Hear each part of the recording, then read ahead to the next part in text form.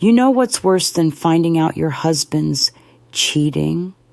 Finding out when he's holding someone else's hand right in the middle of your anniversary party with 200 people watching. That was the night everything cracked wide open for Sophia Hart. 15 years of marriage, 15 years of building a life, a business, a reputation, gone in a few humiliating minutes under the soft glow of chandeliers and the polite clinking of champagne glasses. The party itself was supposed to be perfect. You have to picture it. An upscale Manhattan loft, high ceilings with those exposed steel beams everyone loves, walls covered in the kind of contemporary art that makes people tilt their heads and pretend they get it. The catering staff glided around with trays of oysters and champagne. Everyone in that room was somebody: collectors, artists, critics, socialites who lived to be seen. And in the center of it all stood Sophia, in a simple black silk gown, the kind that doesn't scream for attention, but still makes you stop and look. She had this kind of presence, the kind where people lower their voices a little when she walks by, like they're stepping into a church. And of course, beside her, Ethan, the husband, the man she thought she knew. Tailored suit, perfect smile, shaking hands, making promises, acting like he owned the air everyone was breathing. For most of the night, he barely looked at her. He was too busy working the room, hyping up the Hart Vance Gallery's next big acquisition, whatever that meant. Sophia noticed it right away. The distance, the way his eyes kept drifting toward Mia, the assistant, 26, blonde, sharp cheekbones, the kind of girl who always looks like she just came back from a weekend in the Hamptons. And listen, Sophia wasn't the jealous type. She'd been around the art world long enough to know men like Ethan thrived on attention. But that night, the way Mia hovered a little too close, laughed a little too easily, touched his arm like she owned stock in it, it didn't feel like harmless flirting anymore. And then came the moment, the one that still makes Sophia's stomach twist even years later. The jazz band had just started playing something slow, sultry, the kind of song that makes couples lean into each other. Ethan, with that too slick smile of his, reached for Mia's hand, and right there in front of everyone, collectors, friends, donors, they moved into the center of the floor. She didn't resist. She leaned into him like it had been rehearsed. And as they turned under the chandelier light, Mia's hand brushed something pinned to his lapel, a tiny silver pin shaped like a quill. The anniversary gift Sophia had given him just 30 minutes earlier. Imagine that. The gift she picked with so much care, now being stroked by the woman sleeping with her husband. People saw it. Of course they did. You could feel the shift in the air, the kind of silence that's louder than any gossip. A few guests tried to keep smiling, to keep sipping their drinks like nothing was happening, but the humiliation had already spread like smoke in the room. And Sophia, she just stood there, frozen, not angry, not hysterical, just cold. It was like her body decided, if you move, if you make a scene, you'll shatter into 1,000 pieces. She slipped out quietly. No storming, no shouting. Just a woman in heels walking steadily toward the elevator, ignoring the whispers trailing behind her. The night air hit her like a slap when she stepped outside. Manhattan was alive. Cabs honking, neon lights buzzing, people laughing on sidewalks. And there she was, standing in the middle of it all, holding her clutch like it was an anchor keeping her from floating away. She got into her car and started driving. The city blurred past. crosswalks flashing, bridges glowing, strangers moving in waves. And in that blur, her mind kept circling back to one thing. A napkin, not just any napkin. The napkin from 15 years ago, back when she and Ethan were nobodies sitting in a dingy downtown bar. They had spent the whole night sketching out dreams, what their gallery would look like, the artists they'd champion, the exhibitions that would change the art world. Sophia had kept that napkin, folded neatly, tucked away like a relic. For years, it was her reminder that they were building something together, that all the late nights and sacrifices meant something. And now, that napkin felt like the cruelest joke in the world. She pulled it out from the glove compartment.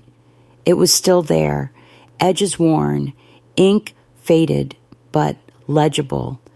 She stared at it, sitting alone in her car under a flickering streetlight. And that's when the tears came. Not loud sobbing, not the kind of crying you see in movies, just quiet streams down her cheeks, the kind you can't even wipe away because your hands won't move. It wasn't just about Ethan cheating. It wasn't even about Mia. It was about everything that napkin symbolized, every promise, every dream, every sacrifice, and how it all ended up being a prop in her own humiliation. And here's the thing. Most people would have called a friend, driven to their parents' house, or maybe gone back upstairs to throw a drink in someone's face. But Sophia, she sat there in that car for nearly an hour, breathing, thinking, letting the city swirl around her. And then, slowly, she felt something shift, like a door closing, like a weight snapping off her shoulders. By the time she drove home, her face was dry, her hands steady on the wheel. She wasn't going back, not to the party, not to the marriage, not to the woman who built her life around a man who couldn't even keep his vows in public. At the loft, she slipped off her shoes, walked straight to her study, and opened her laptop. The glow lit her face as she typed. Calm, precise, no wasted words. An email addressed to collectors, artists, museum directors, critics, the whole damn art world. The subject line was simple. Change in partnership, Hart Vance Gallery. Her fingers moved steadily, her voice in those sentences colder than she'd ever been in person. She announced her withdrawal from the gallery, effective immediately. She reminded them, politely but firmly, that certain works belonged to her family and would be retrieved. She thanked them for their continued trust and support. And then she hit send one small click. That was it. No fireworks, no screaming, just one digital bullet aimed straight at the empire she and Ethan had built together. And as the email whooshed into cyberspace, Sophia leaned back in her chair. For the first time that night, she smiled. Not the warm kind, not the joyful kind, but the kind of smile that says, it's over, and I'm still here. You'd think the hardest part would be sending that email. But no. The hardest part came right after, when the silence of the apartment swallowed her whole. Sophia sat there in the dim light of her study, the glow of the laptop still warming her face. The city outside was buzzing, traffic horns and sirens bouncing off the buildings. But inside, it was just her heartbeat, steady, almost too steady, like her body was making sure she wouldn't fall apart. And then her phone lit up. One text, then another, first from Ethan. What the hell did you just do? Then from one of the gallery's board members. Is this a joke? And then from a number she didn't recognize, but instantly knew. Mia. Just 2 words. I'm sorry. Sophia stared at that last message for a long time. Not because she believed it, not because she cared, but because of how pathetic it looked. 2 words. Like that could cover the humiliation, the betrayal, the wreckage of 15 years. She didn't respond. She just let the phone buzz itself into silence on the desk. The next morning, she woke up earlier than usual. No alarm. Just opened her eyes at dawn, stared at the ceiling, and felt lighter. Still hurt, yes. Still bruised, but lighter. She brewed coffee, black and strong the way she always liked it, and sat at the kitchen counter, watching the steam rise. It struck her. This was the first morning in 15 years she didn't have to wonder if Ethan liked the roast, or if he'd even bother drinking it. By 9 a.m., the fallout had already started. Calls from collectors, voicemails from donors, emails from journalists smelling blood. Sophia didn't answer most of them. Instead, she called her lawyer. A calm, clipped conversation. Then she called a locksmith. By noon, the locks had been changed, the old keys useless. That afternoon, Vincent showed up. You remember him, the celebrated artist from the party, the one who'd praised her vision. He arrived with his wife, Elise, carrying 2 cups of cappuccino from their favorite cafe. You don't have to talk, Vincent said as he handed her the coffee. We're just here.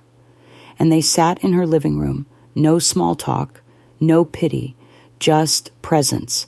It was exactly what she needed. Later, when they finally spoke, Elise leaned in and said, You know, everyone saw the whole room. You didn't imagine it. You didn't overreact. You handled it with more grace than I think I would have managed. And Sophia, for the first time since the party, let out a shaky laugh. Because isn't that the thing? You doubt yourself, you wonder if you're being dramatic, and then someone says, No, sweetheart, you weren't crazy. They were, but not everyone was supportive. Ethan's mother called that evening. Her voice, sharp as ever, came crackling through the speaker. Sophia, what on earth have you done? Do you realize the damage this will cause to the gallery, to Ethan's reputation, to our family name? Sophia held the phone away for a second, staring at it like it was some relic from a past life. Then she pressed it back to her ear and said, very softly, With all due respect, that's not my problem anymore. And she hung up. That night, lying in bed alone, Sophia thought about the napkin again. She tucked it into the drawer of her nightstand, not ready to throw it away, not ready to look at it either. It felt like a piece of evidence in a trial that wasn't over yet. The days that followed blurred. Calls, meetings with her lawyer, whispers in the art world.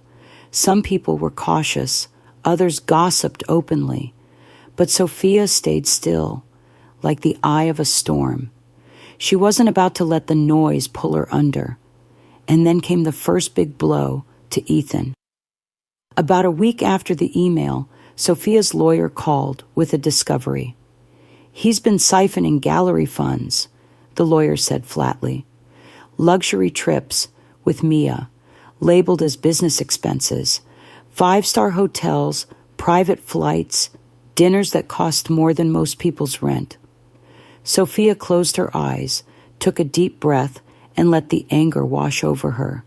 Not the fiery, destructive kind.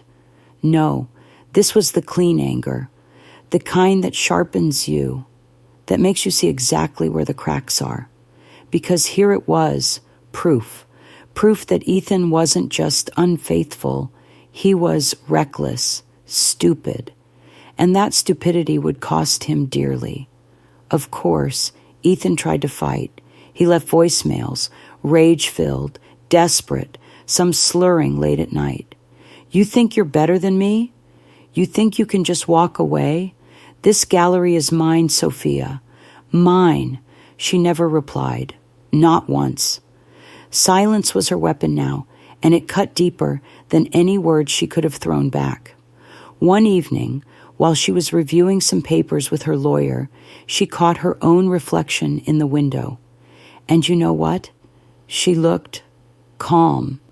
There were shadows under her eyes, sure, but her shoulders were squared, her gaze steady. She realized she wasn't the same woman from the party anymore.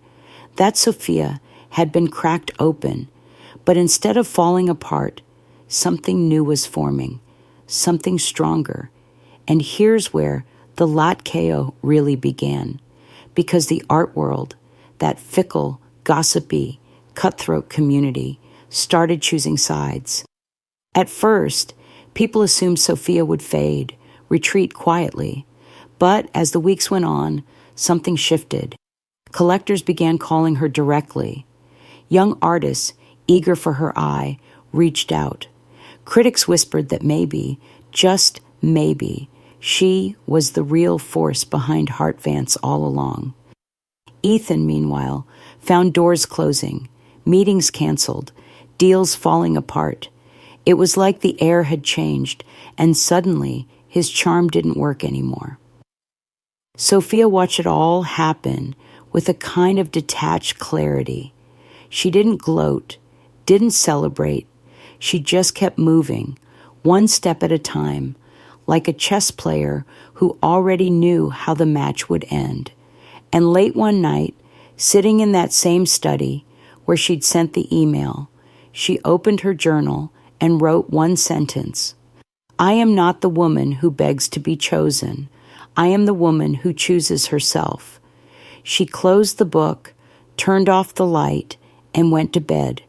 Because sometimes the most powerful revenge is just becoming the person they never thought you could be. You know how people say the truth always comes out? It doesn't come out in a polite way. It doesn't knock on the door and wait to be invited in. No, it barges through like a drunk guest at 2 a.m, kicking everything over on its way. For Ethan, the truth came crashing in about 6 weeks after the anniversary party. That's when Sophia's lawyer unearthed the financial records. Line after line of business expenses that weren't business at all. First-class flights to Paris, suites in Capri, a week in the Maldives labeled as an artist scouting trip. The receipts were almost comical. $3,000 worth of wine, spa treatments, even a private sunset cruise filed under gallery networking. And the best part? Every single one of them with Mia's name buried somewhere in the notes. Sophia sat across from her lawyer in a sleek conference room when the report was laid out. She picked it up, flipped through the pages, her expression unreadable. Inside, she felt this electric surge, a mix of fury and vindication. 15 years of loyalty, of trust, of building something brick by brick. And here it was, reduced to a stack of invoices showing just how carelessly he'd burned it all down. Her lawyer leaned forward. This isn't just misconduct. It's fraud. If we play this right, he'll walk away with almost nothing. Sophia closed the folder slowly, set it down, and simply said, then let's play it right. Meanwhile, Ethan was spiraling. Picture him pacing in his office, tie loosened, whiskey glass in hand, phone pressed to his ear as he begged donors not to pull out.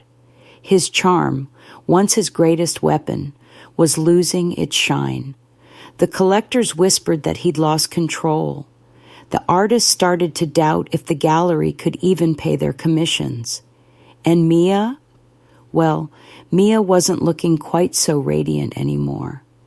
The stress had chipped away at her glow. They fought, loud, messy fights behind closed doors that everyone still heard about. She wanted reassurance, promises, maybe even some kind of future. He gave her excuses, slammed doors, shouted about ungratefulness. Their affair, once shiny and thrilling, had soured into something heavy and bitter.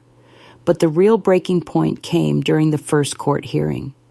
Sophia walked in wearing a navy suit, her hair pulled back in a clean knot, no jewelry except for a simple pair of pearl studs.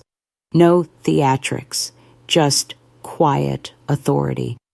Ethan, on the other hand, showed up in a tailored suit that probably cost more than some people's cars, but his face gave him away. Red, tense, that false confidence stretched too thin. When Sophia's lawyer presented the financial records, the courtroom buzzed. Even the judge raised an eyebrow. Ethan's attorney tried to argue, spinning tales about business development and strategic investments, but the paper trail was too clear. It wasn't strategy. It was indulgence. It was betrayal, written in black and white numbers. Ethan snapped, right there in the courtroom. He leaned across the table, hissing, "You think you're better than me? You think you can humiliate me like this?" His voice was low, but sharp enough to cut through the silence. Sophia didn't flinch. She just looked at him, calm, steady, like she was watching a stranger lose control of himself. And that look, it broke him more than any evidence ever could. Later that night, he left her a voicemail. His voice cracked between rage and desperation. "Sophia, please. You can't do this to me. You know I built this gallery. You know none of those people would have taken your calls without me. Don't destroy me. Don't." His words trailed into slurred sobs before the line went dead. Sophia listened once, just once, and then she deleted it, because here's the thing. When someone shows you who they are over and over again, you don't save the voicemails anymore. You don't need reminders. But it wasn't just Ethan unraveling. Mia was, too. She started showing up late, avoiding events, looking more like a shadow than a rising star. The whispers in the art world turned on her. People no longer called her the ambitious protege. They called her the other woman. In an industry obsessed with image, that was a death sentence. Sophia, meanwhile, was careful, every move calculated. She met with museum directors, not to gossip, not to brag, but to lay the foundation for her next chapter. She didn't beg anyone to stay in her corner. She simply showed them, through her ideas, her vision, her integrity, that she was the one worth following, and people noticed. Quietly, subtly, but they noticed. The climax of that chapter came 6 months after the party, when the divorce was finalized. The settlement was brutal for Ethan. His misconduct left him with little leverage. The gallery, once his pride, was gutted. Sophia retrieved the artwork she owned, the cornerstone pieces that gave the gallery its prestige.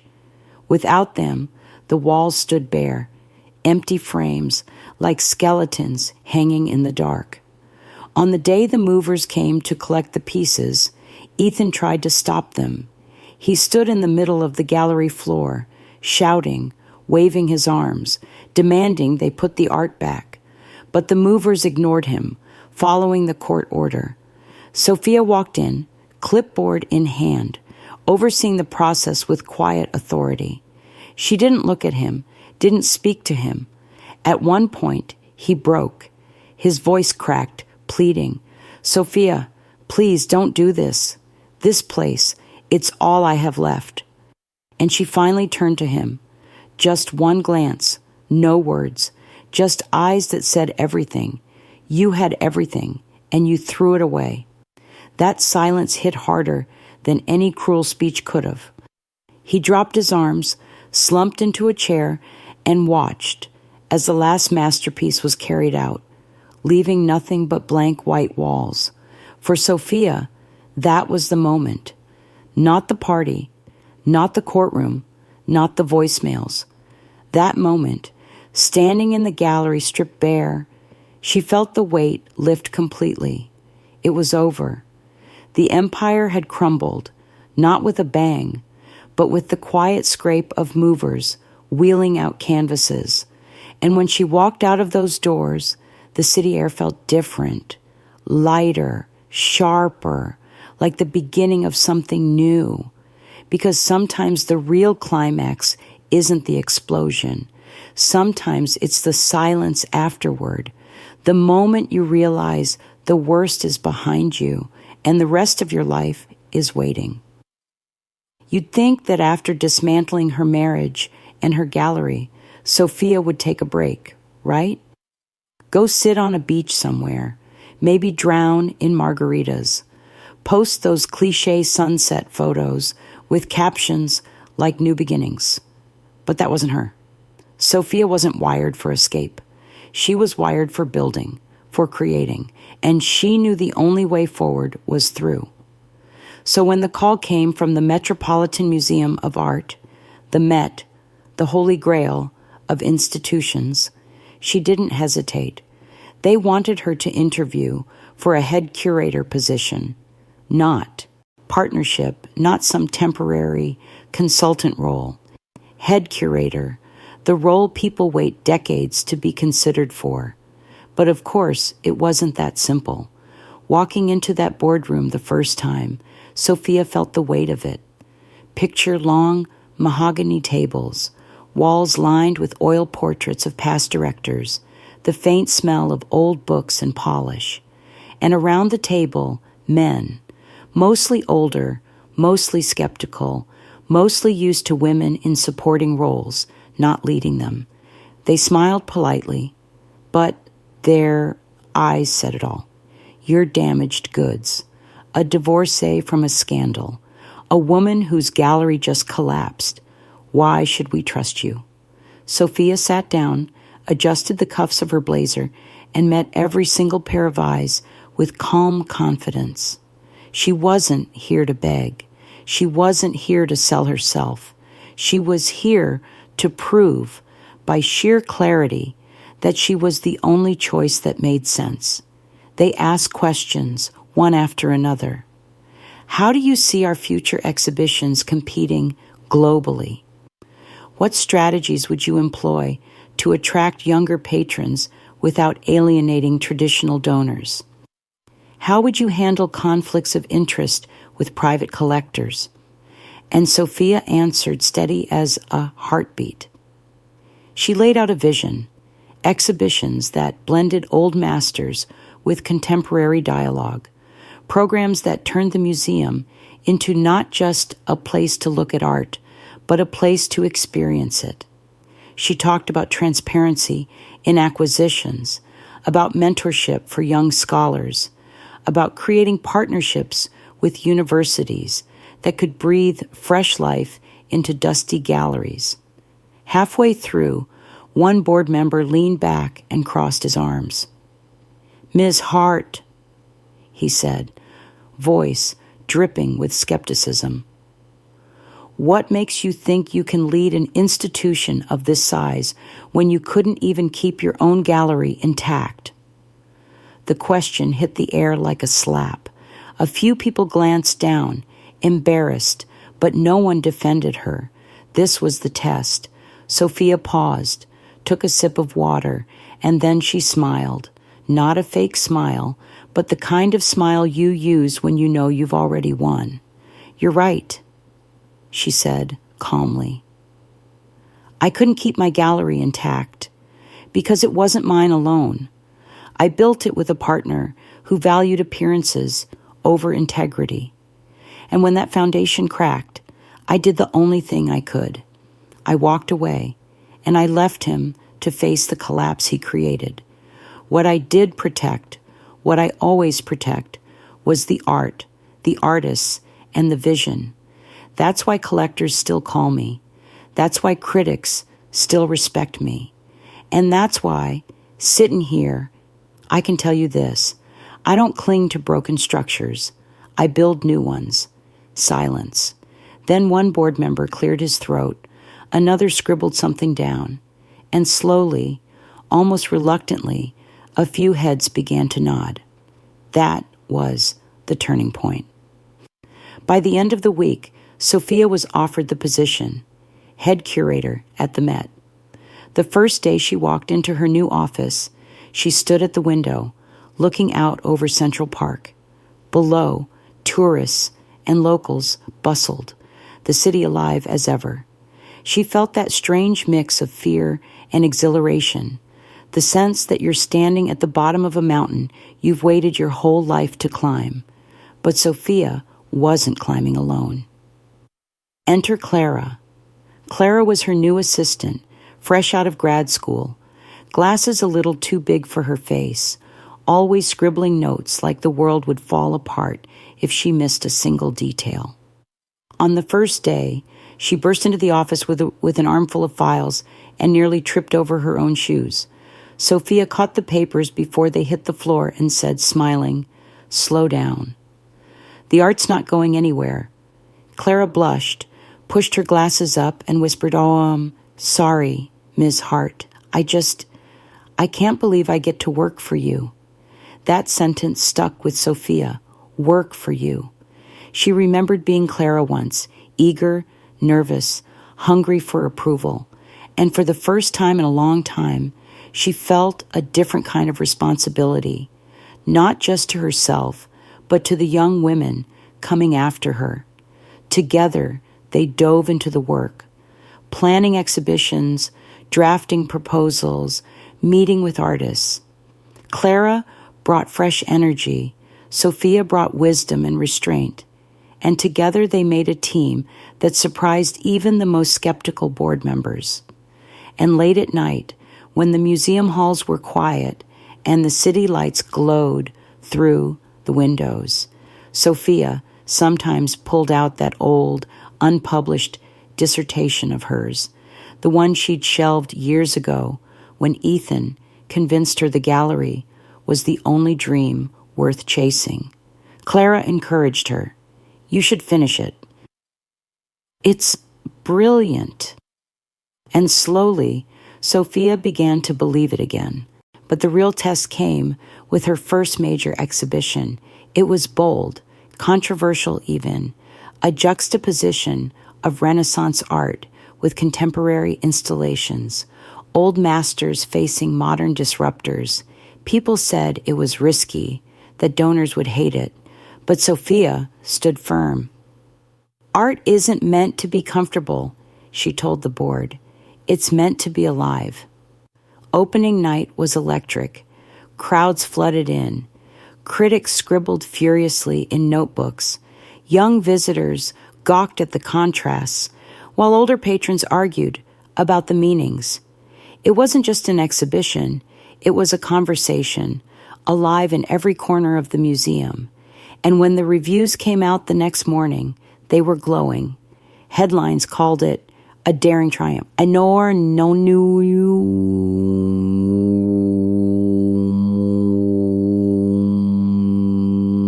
the Met." Proof that tradition and innovation can coexist. Sophia read them over coffee, the corners of her mouth tugging upward. Not a triumphant grin, not arrogance, just quiet satisfaction. Because this wasn't revenge anymore. This wasn't about Ethan or Mia or the gallery they destroyed. This was about her, her vision, her legacy. And for the first time in years, she felt it fully. She was exactly where she was meant to be. It's funny how time has a way of softening things. The anger, the sharp sting of betrayal. It doesn't vanish, but it dulls like an old scar. By the time a few years had passed, Sophia barely thought of Ethan and Mia at all. Her life was full. Exhibitions that drew record crowds, invitations to lecture at universities around the world, critics calling her one of the most important voices in contemporary curation. She had Clara by her side, now more of a colleague than an assistant, and a team that respected her vision. But life loves a full circle moment. It happened on a rainy Thursday in late fall. Sophia was walking through a smaller art fair downtown, one of those fringe events where up-and-coming artists displayed their work in converted warehouses. She loved those spaces, raw, imperfect, full of energy that the big institutions sometimes lacked. She had Clara with her, holding an umbrella as they navigated the dripping pavement. And that's when she saw them. At first, she didn't even recognize Ethan. He was standing at a booth, shoulders slightly hunched, a laminated name tag hanging from his neck. Ethan Vance, independent broker. Gone was the tailored suit, the swagger, the crowd orbiting him like satellites. His suit now was wrinkled, his shoes scuffed, his smile tired. Beside him, Mia, except she didn't look like Mia anymore. Not the shimmering, golden-haired assistant who once floated through parties like a starlet. Her makeup was smudged, her hair pulled back in a hurried bun, her expression drained. She was manning the booth, handing out pamphlets that people barely took before walking on. Sophia froze for a moment, not out of shock, but out of recognition. These were the ghosts of her past, the people who once seemed so powerful, so untouchable, now reduced to ordinary, small, Clara whispered. Is that, Yes, Sophia said, simply. Ethan spotted her then. His eyes widened, just for a second, before he plastered on that old salesman's smile. Sophia, he called out, loud enough that a few nearby heads turned. He spread his arms like they were old friends. Sophia walked closer, calm, every step deliberate. She stopped just short of the booth, her gaze sweeping over the cheap prints on display, the kind of work Ethan would have once sneered at as unsellable. It's been a long time, Ethan said, trying to sound casual, like they'd just bumped into each other at a coffee shop. His voice had a strain to it, though, like he was reaching for something that wasn't there anymore. Mia didn't speak. She just looked down, adjusting the stack of pamphlets nervously. Sophia tilted her head, studying them. And in that moment, she felt something surprising. Nothing. No anger, no bitterness, no satisfaction, just nothing. Like watching actors in a play after the curtain's already fallen. How are you? Ethan pressed, a little too eagerly. I've heard about your exhibitions. The Met, the reviews, it's impressive. Sophia gave the faintest smile. I'm well. Thank you. There was a pause. He waited, clearly hoping she'd ask about him, about Mia, about their so-called life, but she didn't. She just stood there, composed, graceful, untouchable. Mia finally lifted her eyes, meeting Sophia's gaze. For the first time, Sophia saw the weight there, the exhaustion, the regret. She almost pitied her. Almost. Take care of yourself, Sophia said softly, her voice even, kind but firm. And then she turned, walking away with Clara at her side. As they stepped back into the rain, Clara looked up at her. That must have felt strange. Sophia shrugged lightly. No, just finished. And that was it. No grand showdown, no dramatic revenge speech, just indifference. And in many ways, that was the deepest cut of all. Because for Ethan, for Mia, being erased from her life, her thoughts, her story, that was the real punishment. A week later, an article was published in a prestigious art journal. It celebrated Sophia's latest exhibition as groundbreaking, visionary, and tucked within its paragraphs was a subtle but unmistakable shade, a line that referred to the Hart Vance Gallery as a once promising institution, now remembered only as the backdrop for the rise of Sophia Hart Ethan, reduced to a footnote. Sophia read that line in her office at the Met, sunlight pouring through the tall windows. She folded the journal shut, placed it on her desk, and allowed herself a small private smile, not of triumph, not of revenge, but of peace, because the truth was, she hadn't just survived, she had transcended. She had turned betrayal into clarity, humiliation into strength, endings into beginnings. And the best part? She didn't need anyone else to recognize it. She already knew. There's a saying Sophia once read in an old philosophy book. Closure isn't when you forget. Closure is when you can look back and not need the story to end any differently. And now, years later, standing in the middle of the Met's Grand Hall before a new exhibition, that's exactly how she felt. The space buzzed with energy, guests murmuring, cameras flashing, critics scribbling notes, artists pacing nervously as their work was unveiled under golden light. It should have been overwhelming. But Sophia stood at the center of it all, calm and grounded, like a conductor who knows the orchestra will follow her lead.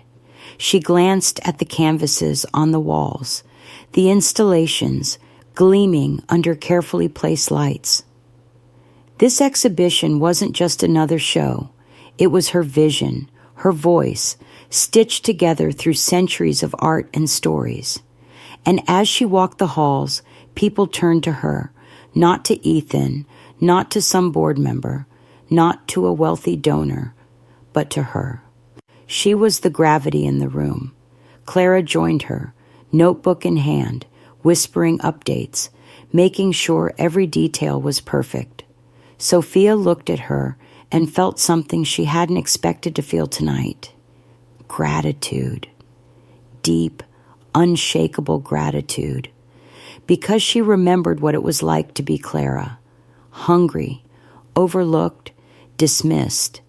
And now she had the chance to lift someone else up, to make sure the next generation of women didn't have to fight the same battles she did. And maybe that was the real triumph, not just proving herself, not just outlasting the people who tried to break her, but using her scars to light a path for someone else. Later that evening, after the crowd thinned and the last champagne glasses were cleared away, Sophia lingered in the gallery alone. The silence felt holy.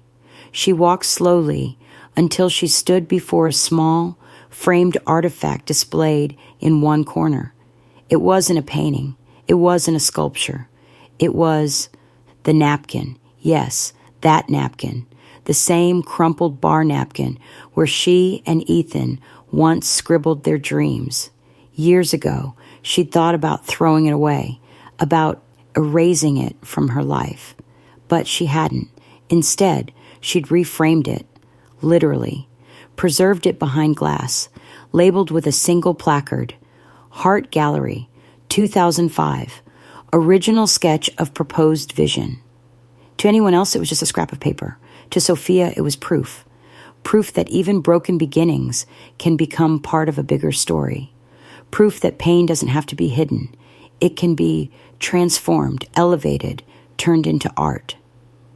She smiled at it, not with bitterness, not with regret, but with peace. That napkin no longer chained her to the past. It honored where she started, while reminding her just how far she had come. As she left the hall, she paused at the top of the marble staircase, looking down at the museum's vast lobby. The night crew was sweeping, the security guards chatting softly, and she realized something. This wasn't about Ethan. It never really had been. His betrayal had been the catalyst, yes, but her story wasn't about him falling. It was about her rising. And here's the kicker. When people talked about Sophia now, they didn't mention Ethan. They didn't mention Mia. They didn't mention the scandal or the divorce. They talked about her exhibitions, her ideas, her courage to push boundaries in a world that preferred women quiet and compliant. Ethan had become exactly what she once wrote in her journal, a footnote. a side character in a story that wasn't his anymore. That night, as Sophia stepped into the cool New York air, the city lights shimmering like constellations, she took a deep breath. She thought of all the women out there still sitting in their cars after a betrayal, clutching something small, a napkin, a letter, a memory, and wondering if their world had just ended. And she wanted to tell them, if she could, it hasn't ended.